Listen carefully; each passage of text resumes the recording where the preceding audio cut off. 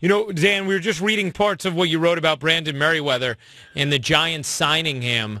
It seems like you were very much opposed to this move, yeah? I just sorry about that horn. I'm out of practice. No problem. There. Yeah, I just think it's, I don't know. It looks like a desperate move, and they are desperate. I mean, so it's not, desperate teams make desperate moves. But I mean, this guy, he's sitting out there for a reason, for a number of good reasons actually. And to hear the coaches talk today, I mean, they almost seemed resigned to the idea of like, oh, this isn't a great thing for us, but hopefully it won't be so bad.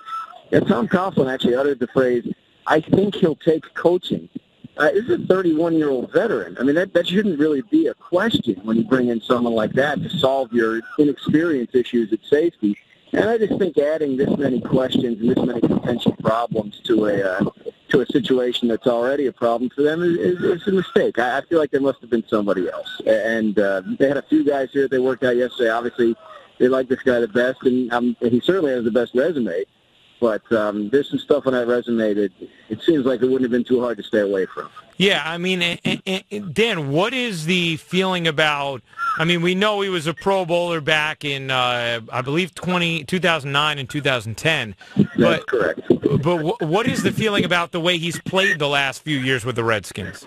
Yeah, I remember when Washington signed him, and I was at their camp that year, and I remember talking to Mike Shanahan about it. Because he had been cut the year before by both the Patriots and the Bears. And this was after making the Pro Bowl 2 straight years. So, Shanahan said, look, there were issues personality-wise in New England and scheme fit in Chicago. He said, I'm not bringing him in to play the deep middle. That's not what he does. But, he can come down in the box. He can help us in blitz packages. He's a physical sort of big hitter type at his best.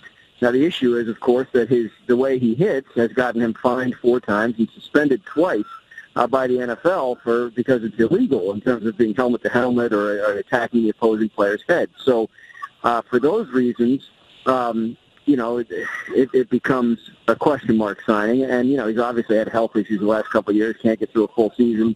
Had a toe injury at the end of last year. Ended up on IR. Just don't seem to be a lot of reasons to bring this guy in, other than, oh my God, we need somebody.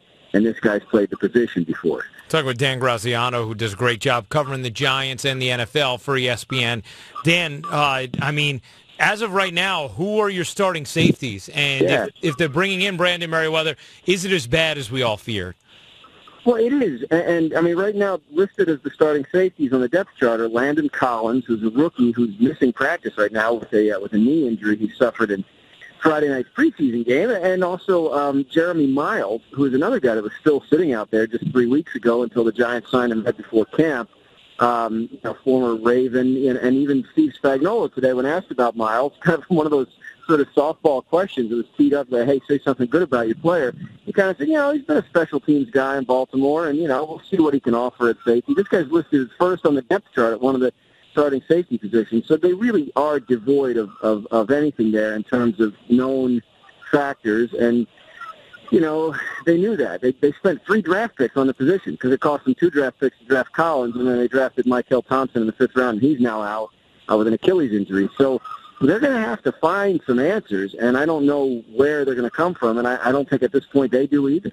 So, I mean, Dan, what have the Giants said about the lack of addressing that in the offseason? Because if you have one unit like that, it can undercut everything else you do, right? I mean, you can feel great about, the weapons. You can feel great about Eli. You can feel great about, even some of the development of a couple of the young pieces, whether it's Kennard or Hankins, fine. But if you have a whole unit that is just going to be brutal, what have the Giants said about not addressing it more? And they're not exactly stacked at every other position on defense either. I mean, no, not at all. On the line and not at all. But, in terms of how the offseason played out, look, they did a couple things. Number one, they made a real aggressive push in free agency for Devin McCourty. It didn't work. He re-signed with the Patriots. They felt like he was the only safety on the market really worth making a play for. And that included Antrell Roll, who wanted more than they wanted to pay him in order to come back, and got it from the Bears. Stevie Brown, they had health questions about. Quentin Demps, who played for them last year, when they signed him last year, it was really to be a kick returner, not a safety, so they never really looked at him that way. So that was their experience. And then they thought, well, they have a couple young guys in Matt Burhay and Cooper Taylor, especially Burhay, that they drafted late the last couple of years. And they felt like, we can coach this guy up, Burhay, and make him, as good an option as there are any still out there on the free agent market. Now, of course, Burhay then gets hurt and misses minicamp with a calf injury. And so he's set back, and they never haven't had a chance to find out if he can develop into a starter. But, yeah, basically it was, there was McCourty, and then after that they were just going to go with what they have or what they could find on the scrap heap in July and August, and that's where they are right now. And one last thing for you, offensive line-wise, is there a move that still will come? Or is this the personnel? This is probably the personnel. I'm watching right now. Jeff Schwartz is now going in at right tackle to replace Marshall Newhouse, and John Jerry's on the right guard. They're mixing and matching on that right side. They expect Will Beatty to be back at some point during the season, which would help. They could move Flowers over to the right side if he's struggling. So this is probably the personnel. We've heard Jake Long. He's been in the building a couple times, but from everything I've been told, he's not really ready yet. And then Evan Mathis is out there that everybody loves, but I don't know the extent to which they're interested in that. So right now, this is the personnel. If they find themselves in a bad situation, as they have at safety, then all of a sudden they can start looking at other options. But right now, their plan is to find a starting five from this group and get it ready to go, a little under 4 weeks from now when they're in Dallas for the opener. Thank you, Dan. Appreciate the time as always. Hey, Ryan, my pleasure. And by the way, hey, you're doing a real good job on the Yankee broadcast. I enjoyed you a lot last week. Good job. Thank you very much, man. I appreciate that.